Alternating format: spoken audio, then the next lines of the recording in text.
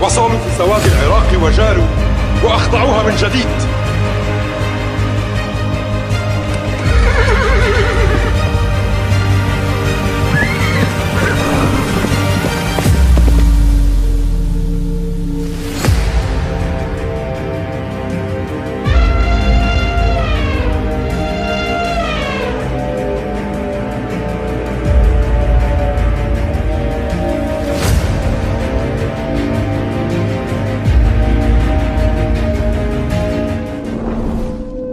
اسلام سے پہلے عرب کے دور کو جاہلیت کا دور کہا جاتا ہے۔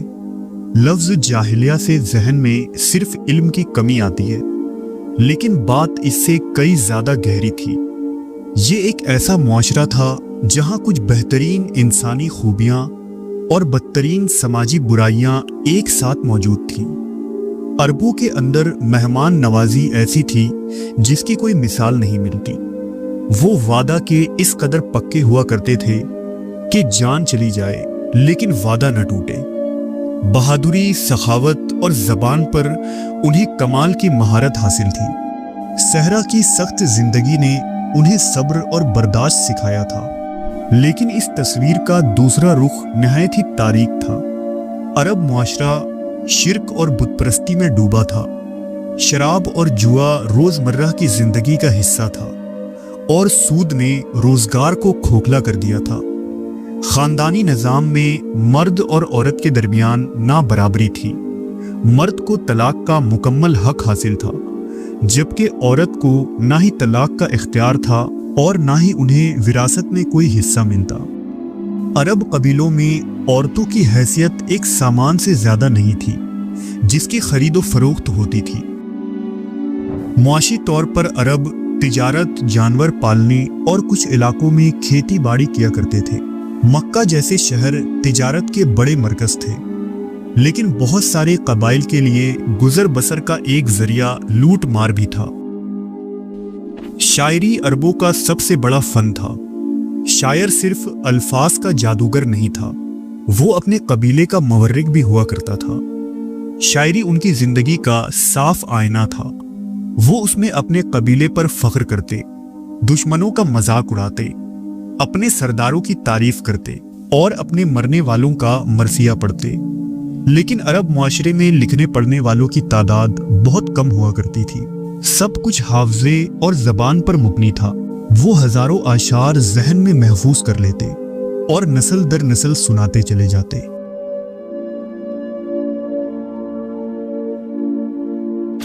اس وقت کے مورخین نے عربوں کو 3 گروہ میں بانٹا تھا۔ پہلا عرب بائدہ، یعنی وہ قدیم قبائل جو صفحہ ہستی سے مٹ گئے، مثلا قوم عاد، قوم سمود اور مدین وغیرہ۔ دوسرے قحطانی عرب، جنہیں خالص عرب مانا جاتا تھا، اور تیسرے عرب مستعربہ یا عدنانی عرب۔ عدنانی عربوں کا سلسلہ نسب سیدھا حضرت اسماعیل علیہ السلام سے جا ملتا ہے، جنہیں ان کے والد ابراہیم علیہ السلام نے اللہ کے حکم پر مکہ کی بنجر وادی میں چھوڑ دیا تھا، اور مکہ کی اس ویران وادی میں آب زمزم کو جاری کر کے حضرت اسماعیل اور ان کی والدہ بی بی ہاجرہ نے آباد کیا۔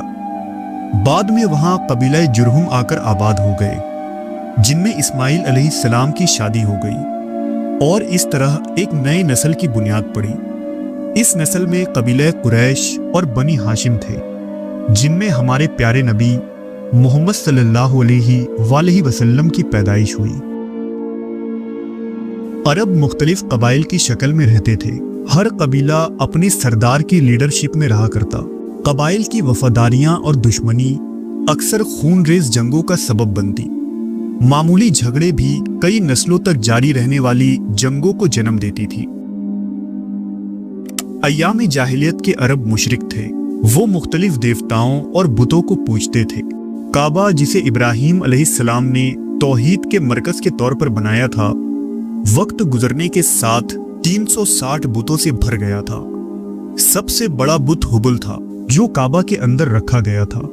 طائف میں لات، نجد میں عزا اور مدینہ میں منات کی پوجا ہوتی تھی۔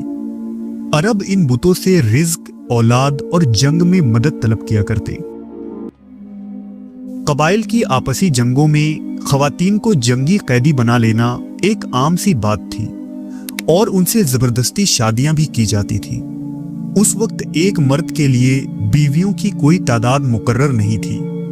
لوگ کئی شادیاں کرتے اور جب باپ مر جاتا تھا تو اس کی موت کے بعد اس کا بیٹا اپنی ماں کو چھوڑ کر اپنے باپ کے ہی تمام بیویوں سے شادی کر لیتا۔ گھر میں لڑکی پیدا ہونے پر اسے قتل کر دیا جاتا، کیونکہ عرب لوگ لڑکیوں کا پیدا ہونا اپنے لیے شرمندگی کا باعث سمجھتے تھے۔ عرب کے خطے کی جغرافیکل لوکیشن کی وجہ سے اسے بیرونی دنیا نے زیادہ تر نظر انداز کیا تھا۔ لفظ عرب کا مطلب ہی صحراؤں سے جڑا ہے، ایسے بنجر اور بے آب و گیا علاقے جو اس سرزمین کی شدید گرمی اور سخت حقیقت کی داستان کو بیان کرتی ہے۔ جزیرہ نما عرب دنیا بھر کی تجارت کا مرکز تھا، جو افریقہ، فارس، ہندوستان، شام اور شمالی ملکوں کو آپس میں جوڑتی تھی۔ تین طرف سمندر اور ایک طرف وسیع صحرا موجود ہونے کی وجہ سے باہر کے حملہ آور یہاں آنے سے ہچکچاتے تھے، اور اس کا فائدہ یہ ہوا کہ یہاں کے لوگوں کی زبان، ثقافت اور نسب سب کچھ باہری اثرات سے بچا رہا۔ قدیم مصریوں نے عرب میں حملہ کرنے کے بجائے اپنی سلطنت کو افریقہ کی طرف پھیلایا۔ 300 قبل از مسیح میں فارس کی طرف بڑھتا سکندر اعظم بھی اس کے پاس سے گزر گیا۔ عظیم رومن امپائر نے 3 صدی عیسوی میں یمن کے راستے یہاں داخل ہونے کی کوشش کی، لیکن وہ بھی یہاں کی سخت ماحول کا مقابلہ نہ کر سکے اور عرب محفوظ رہا۔ قدیم عرب کے ان بکھرے ہوئے قبیلے اور ٹوٹے ہوئے معاشرے میں کچھ باقاعدہ سلطنتیں قائم ہوئی، جن میں کچھ طاقتور حکمرانوں نے عربوں کی تاریخ میں اپنا گہرا اثر چھوڑا۔ ان بادشاہوں کی کہانیاں اس دور کی سیاسی اور ثقافتی تصویر کو سامنے لاتی ہیں، جس سے اندازہ ہوتا ہے کہ اسلام کے ظہور سے پہلے عرب معاشرہ کس مرحلے پر کھڑا تھا۔ لیکن ان بھول جانے والی سلطنتوں اور مٹ جانے والے حکمرانوں کی تاریخ عرب کے ریت میں دب گئی۔ ان میں پہلی سلطنت ہمیار سلطنت ہے۔ 4 صدی عیسوی کے دور میں یمن میں یہ سلطنت اپنے عروج پر کھڑی تھی، اور اس سلطنت کا سب سے طاقتور بادشاہ ابو قریب اسد التبا تھا۔ اس کی سلطنت حضر موت سے لے کر سنا تک کے وسیع علاقے میں پھیلی ہوئی تھی۔ یہ وہی علاقہ تھا جہاں 2000 سال پہلے ملکہ بلقیس کی حکومت ہوا کرتی تھی۔ ہمیاری سلطنت دنیا کا سب سے امیر ترین علاقوں میں شامل تھا۔ یمن کے پہاڑوں سے سونا نکلتا، صاف پانی دریاؤں میں بہتے، شہروں میں پھولوں سے لدے باغیچے تھے، اور ان کے تجارتی راستے پوری دنیا میں پھیلے ہوئے تھے۔ کہتے ہیں کہ ایک دفعہ ہمیاری بادشاہ ابو قریب الاسد یمن سے ایک عظیم الشان فوج لے کر نکلا تاکہ وہ پوری دنیا فتح کرے۔ وہ ملک پر ملک فتح کرتا چلا گیا اور بہت سارے بادشاہوں کو شکست دی۔ اس سفر کے دوران وہ ایک ایسی سرزمین پر پہنچا جہاں کھجور کے بڑے بڑے باغات تھے اور وہاں کی آب و ہوا انتہائی خوشگوار تھی۔ اس جگہ کو یثرب کہا جاتا تھا، جسے آج مدینہ منورہ کہتے ہیں۔ طبا اور اس کے لشکر نے یہاں پڑاؤ ڈالا تو کچھ یہودی علماء نے ابو قریب کو یہ بتایا کہ ہم نے اپنی کتابوں میں جس آخری مسیحا کے نشانیوں کو پڑھا ہے، یہ سرزمین وہی مقام ہے جہاں وہ مسیحا ہجرت کر کے آئے گا۔ لہذا طبا ابو قریب نے روایت کے مطابق مدینہ میں 1 سال تک قیام کیا اور اس انتظار میں رہا کہ وہ دنیا کے سردار کو دیکھے گا، لیکن آخر کار اسے اپنے سفر کو آگے بڑھانا تھا، لہذا وہ اپنے لشکر سمیت یہاں سے کوچ کر گیا۔ لیکن جاتے جاتے اس نے ایک خط لکھا جس میں اس نے آخری نبی محمد صلی اللہ علیہ وآلہ وسلم کو سلام عرض کیا، اور اس خط پر اپنی شاہی مہر لگا کر اسے مدینہ والوں کے حوالے کر دیا۔ اس نے مدینہ کے لوگوں کو یہ وصیت کی کہ جب کبھی آخری نبی کی آمد ہو تو یہ خط ان کی خدمت میں پیش کرنا۔ शाह यमन का ये खत मदीना के लोगों में नस्ल दर नस्ल मुंतकिल होता चला गया और 1000 साल बाद जब हजरत मोहम्मद सल्लल्लाहु अलैहि वसल्लम की आमद हुई और आप मदीना तशरीफ लाए तो हुजूर को ये खत पेश किया गया, जिसे पढ़कर हुजूर ने टुब्बा अबू करीब की तारीफ फरमाई।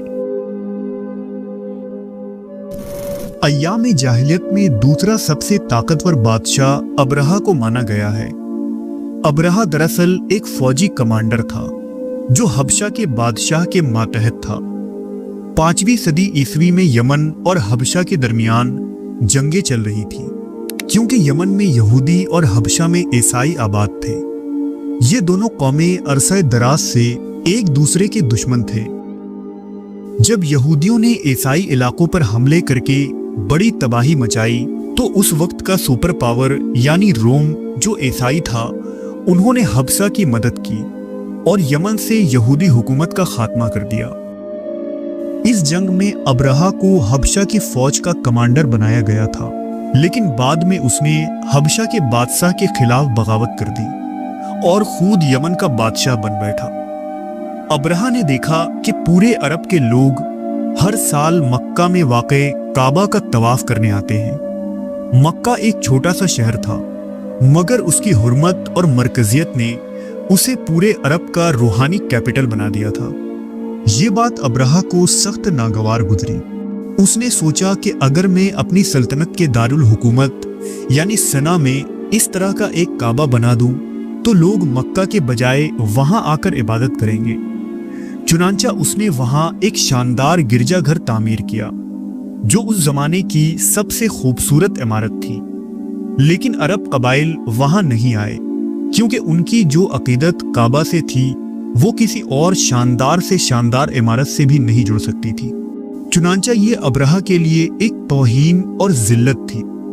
रिवायतों के मुताबिक कुछ अरब नौजवानों ने उसके गिरजाघर की बेहुरमती भी की थी, लिहाजा अबरहा को इस पर शदीद गुस्सा आया और उसने फैसला किया कि वो काबा को तबाह कर देगा। उसने 60,000 फौज और कई बड़े बड़े हाथियों के साथ मक्का पर चढ़ाई कर दी।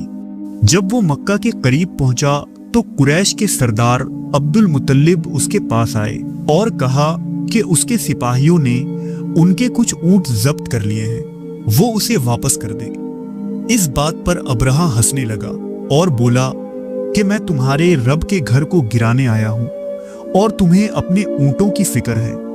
जनाब अब्दुल मुतल्लिब ने जवाब दिया कि मैं अपने ऊंटों का मालिक हूं, जबकि काबा का मालिक अल्लाह है, वो खुद उस घर की हिफाजत करेगा। हजरत अब्दुल मुतल्लिब मक्का वापस आ गए और खाने काबा का दरवाजा पकड़ा और दुआ की, ऐ अल्लाह अपने घर की हिफाजत फरमा, हम तेरे सामने बेबस हैं। अगले दिन अबरहा ने मक्का पर हमला करने का हुक्म दे दिया, मगर रास्ते में उसका सबसे बड़ा हाथी रुक गया। लोगों ने बहुत जोर लगाया और कोशिश की, मगर वो आगे नहीं बढ़ा। जब उसे यमन की तरफ मोड़ा गया तो वो दौड़ने लगा, जब शाम की तरफ मोड़ा गया तो वो चलने लगा, मगर जब भी मक्का की तरफ मोड़ा गया वो बैठ गया। ये अल्लाह की निशानी थी, मगर अबरहा ने इसे नजरअंदाज किया। इसी दौरान आसमान से परिंदों के झुंड नमूदार हुए, जिन्हें अबाबील कहा जाता है। उन परिंदों के चोंच में छोटे छोटे पत्थर थे। परिंदों ने उन पत्थरों को अबरहा की फौज पर गिराना शुरू कर दिया। पत्थर जब सिपाहियों के जिस्म पर गिरता तो बदन को छेद कर आगे निकल जाता। जिस सिपाही पर भी वो छोटे छोटे पत्थर गिरते वो वहीं हलाक हो जाता और 60,000 का लश्कर वहीं ढेर हो गया। इस वाक़े का जिक्र करते हुए अल्लाह तबारक व तआला ने कुरान मजीद में इरशाद फरमाया है, और अल्लाह ने उन्हें खाए हुए भूसे की तरह कर दिया। अबरहा खुद भी जख्मी हुआ, वो यमन की तरफ भागा, मगर रास्ते में ही उसका जिस्म गलने लगा और यमन पहुंचने से पहले ही वो हलाक हो गया। यूं बैतुल्लाह के मालिक ने अपने घर की हिफाजत फरमाई और अल्लाह ने दुनिया वालों को अपनी कुदरत का मंजर दिखाया कि वो ऐसी कुदरत वाली ज़ात है कि हाथी जैसे देव हैकल मखलूक को अबाबील जैसी छोटी اور حقیر مخلوق کے ذریعہ نیست و نابود کر سکتا ہے۔ تیسرا نام عرب کے ایک مشہور شاعر بادشاہ کا ہے، جس کے اشعار نے تاج کو بھی جھکا دیا تھا اور جس کی داستان ایام جاہلیت کی مشہور ترین داستانوں میں شمار ہوتی ہے۔ 500 صدی میں پیدا ہونے والا امر القیس نامی یہ شخص کندہ قبیلے کا شہزادہ تھا۔ کندہ قبیلہ عرب کا ایک طاقتور اور جری قبیلہ تھا اور نجد کے وسط علاقوں پر کندہ قبیلے کی حکمرانی تھی۔ اس زمانے میں اس قبیلے کا طاقتور بادشاہ حجر بن حارث الکندی تھا۔ حجر چاہتا تھا کہ اس کا بیٹا امر القیس ایک لائق بادشاہ بنے، لیکن جب امر جوان ہوا تو وہ سیر و شکار، کھیل کود، شراب نوشی اور عیاشی میں پڑ گیا۔ لڑکیوں سے عشق بازی اور فحاشی کی حد تک شعر و شاعری کرنا اس کا مشغلہ بن گیا۔ چنانچہ اس کی ان حرکتوں کی وجہ سے اس کا باپ ہمیشہ خفا رہتا۔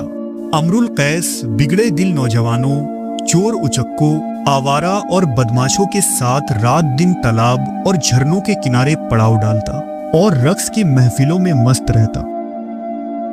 کہتے ہیں کہ جب وہ حضر موت کے قریب ایک گاؤں میں تھا تو ایک دن اسے اپنے باپ کے قتل کی خبر ملی، جس سے اس کے دل پر سخت چوٹ لگی۔ چنانچہ اپنے باپ کے قتل کا بدلہ لینے کے لیے اس نے قبیلہ بکر اور تغلب سے مدد لی اور بنو اسد پر حملہ کر دیا۔ اس نے بہت سارے لوگوں کو قتل کیا، لیکن جب اس کے دل میں لگی آگ نہ بجھی تو وہ قیصر روم کے پاس جا پہنچا اور اس سے فوجی مدد طلب کی، جس پر قیصر روم راضی ہو گیا۔ لیکن کہتے ہیں کہ شہنشاہ روم نے اسے ایک شاہی لباس دیا جو زہر میں بجھا ہوا تھا۔ جیسے ہی امر قیس نے اس لباس کو پہنا، اس کے جسم پر پھوڑے اور زخم نکل آئے اور یہ بیماری اسے آہستہ آہستہ کھا گئی۔ انقرہ کے قریب یہ شاعر بادشاہ تڑپ تڑپ کر مر گیا۔ لیکن امر قیس نے اپنے پیچھے ایک ایسی چیز چھوڑی جس نے اسے تاریخ میں امر بنا دیا، اور وہ چیز اس کی نایاب شاعری تھی۔ اس کے نظمیں اور غزلیں اسلام سے پہلے عربی ادب کا خزانہ مانا گیا ہے۔ کہتے ہیں کہ اس کے اشعار سونے کے حروف میں لکھ کر کعبہ شریف پر لٹکایا گیا تھا۔ اس کی شاعری کا انداز بیاں بہت ہی اعلیٰ اور منفرد تھا۔ وہ الفاظ سے ایسی تصویریں بنا دیتا کہ سننے والا منظر کو اپنی آنکھوں کے سامنے محسوس کرتا۔ اس کی شاعری میں جذبات کی گہرائی بہت زیادہ تھی۔ قدیم عربوں میں یہ بھی مانا جاتا تھا کہ بڑے بڑے شاعر جنات سے متاثر ہوتے ہیں۔ امر قیس کی شاعری میں لوگ اس قدر کھو جاتے تھے کہ ان کا یہ عقیدہ بن گیا کہ امر کے پاس بھی کوئی جن ہے جو اسے روحانی الفاظ سکھاتا ہے، اور امر لفظوں کا جادوگر بن چکا ہے۔ چوتھا مشہور عرب بادشاہ حارث الرابع ہے، جو نپٹی سلطنت کا حکمراں تھا۔ اس کی سلطنت اردن، شمالی عرب اور شام تک پھیلی ہوئی تھی۔ نپٹی قوم خوشبو اور مسالہ کی تجارت سے انتہائی طاقتور بن گئے تھے، اور جنگوں میں کامیابی کے بعد نپٹی بادشاہوں کو عرب لوگ خدا کے مسیحا قرار دینے لگے تھے۔ پیٹرا جیسے شہر انہی بادشاہوں کے دور میں بنے تھے، جسے آج بھی لوگ جنات کا شہر مانتے ہیں، اور اس کی پر اسراریت آج تک ایک راز ہے۔ پہاڑوں میں بنے عظیم شہروں میں پانی کا انتظام اور عظیم قلعے بنانا حارث الرابع کا عظیم کارنامہ تھا۔ اس کے دور کا ڈیزائن، آرکیٹیکچر اور سنگ تراشی آج بھی دنیا کو حیران کر دیتی ہے۔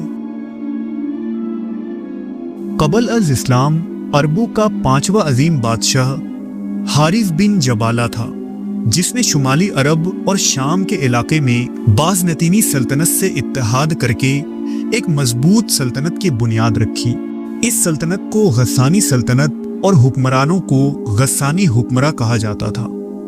حارث کے زمانے میں عیسائیت کو بہت فروغ ملا۔ اس نے عرب قبائل کو متحد کرنے کی کوشش کی۔ غسانی حکمراں ہمیشہ ہیرا یعنی عراق کے علاقے میں موجود لخمی سلطنت سے جنگ کرتے۔ ہیرا اور غسان یہ دونوں ریاستیں ہی رومی اور فارسی سلطنت یعنی اپنے اپنے آقاؤں کے لیے لڑائی کرتے تھے۔ यानी ये रियासतें खुद मुख्तार नहीं थी और उनका कंट्रोल 2 सुपर पावर्स के हाथ में था। अब अगर हम कबल अज इस्लाम के इन 5 बादशाहों की 5 सल्तनतों की तस्वीर को एक साथ जोड़ते हैं तो अरब की हुकूमत का एक अजीब तज़ाद सामने आता है। एक तरफ ताज पहनने वाले बादशाह थे, लेकिन उनके ताज असल में गैर मुल्की ताकतों के दिए हुए थे, तो दूसरी तरफ कबायली सरदार थे जिनके सर पर ताज तो नहीं थे, लेकिन उनके पास हकीकी आज़ादी थी। और अरब के अंदर हर तरफ कबायली लड़ाइयाँ, इंतशार और अफरा तफरी फैली हुई थी। ना कोई कानून, ना मुनज़्ज़म हुकूमत और ना ही इत्तेहाद। लेकिन शायद यही तकसीम और बिखराव अरबों की आज़ादी का सबब था, क्योंकि कोई भी बड़ी ताकत तमाम कबीलों को एक साथ फतह नहीं कर सकी। फारिस और रोम ने कोशिश की, उन्होंने कुछ इलाकों पर कब्जा भी किया, मगर पूरे अरब को कभी गुलाम नहीं बना सके। और शायद इसी सियासी खिला की वजह से जब एक नया और खालिस पैगाम उभरा और अमीर अरब हजरत मोहम्मद सल्लल्लाहु अलैहि वसल्लम ने अरबों को इस्लाम की दावत देकर इकट्ठा किया, तो अरब दुनिया के एक ताकतवर सल्तनत बनकर उभरे जिसने बड़े बड़े सुपर पावर्स को उलट कर रख दिया।